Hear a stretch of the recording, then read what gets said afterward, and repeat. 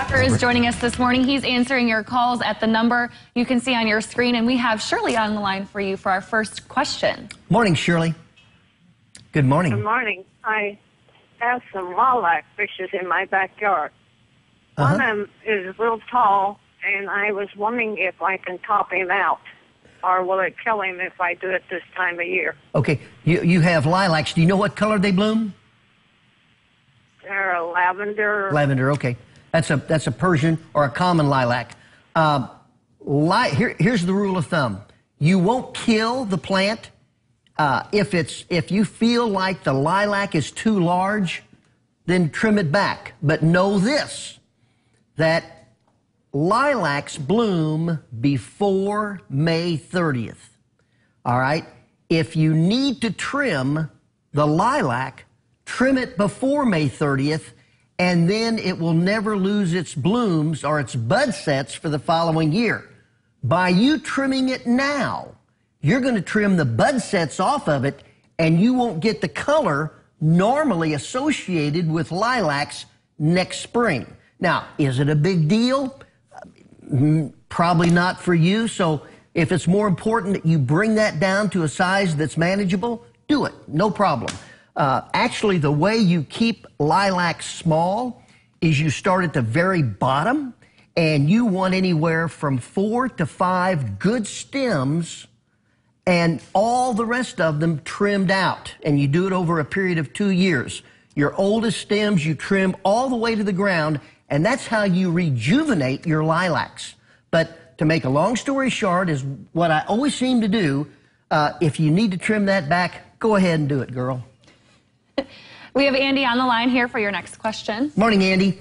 Hey, good morning, Charlie.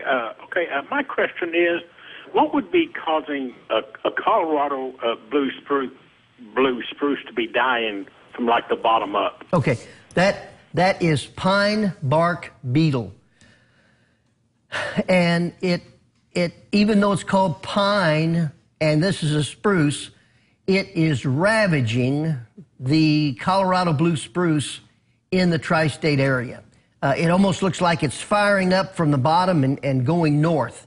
You can really identify pine bark beetle on a Colorado blue spruce by looking on the bark itself, and you're seeing little white spots, maybe 2 inches by 3 inches, and that's actually the sap that's come out from the pine bark beetle getting in there and allowing that sap to ooze out. You want to know what to do. Okay, there is a compound called merit, M-E-R-I-T, or mallet, M-A-L-L-O-T. And the active ingredient in that is imidacloprid, okay? But mallet or merit is the way to buy it because that's the least expensive. And the way you do it now, and now is the time, you want to use it as a soil drench around the collar of the tree, right at the base, kind of pull that soil back and use it as a soil drench, and you'll stop the egg production for next year. But to answer your question, you want mallet or merit, you want to put it around the base, and you want to do it now. You can get those materials from Superior Ag at the corner of St. Joe and Mill Road. All right, and we have Patty on the line now. Morning, Patty.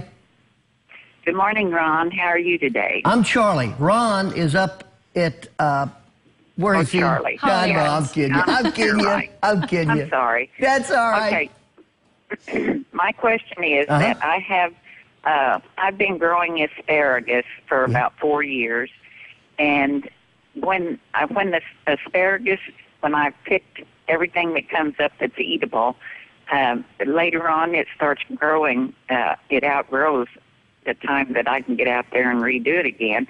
And now I have a bush, asparagus garden as tall as me, and it's like looks like little trees growing in it, but I know it's the asparagus, and I don't know if I can cut that back for next year, or should I just let that grow and die out to next year? You let it grow, and then if you have a severe enough winter, it'll die out. But what's happening is it's going through the photosynthetic process, and it's pushing nutrients, etc., down into the roots, so you have a much better crop of asparagus for the next year.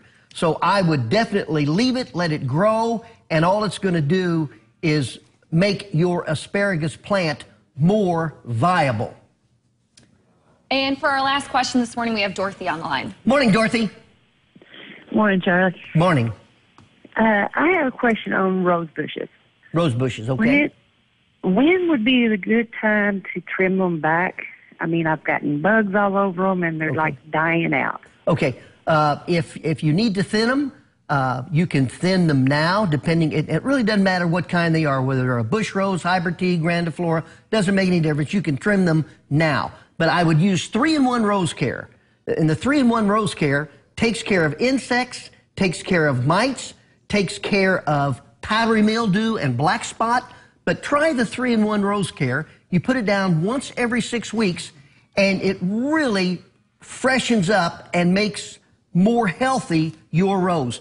Don't forget to go on Hey Garden Guy Charlie Stocker, Facebook, YouTube. We put a video out every day, brand new. I think tomorrow we talk about roses and exactly how to trim a rose correctly, and it's just a 3-minute video. So educate yourself, have fun with us, ask us questions. All the information is there. You got it. Well, thanks for joining us this Have a good morning, weekend. Charlie. And coming up, Ron will have a look, or Joe actually will have a look at this Friday weather at what seems to be a gorgeous Friday. Yeah.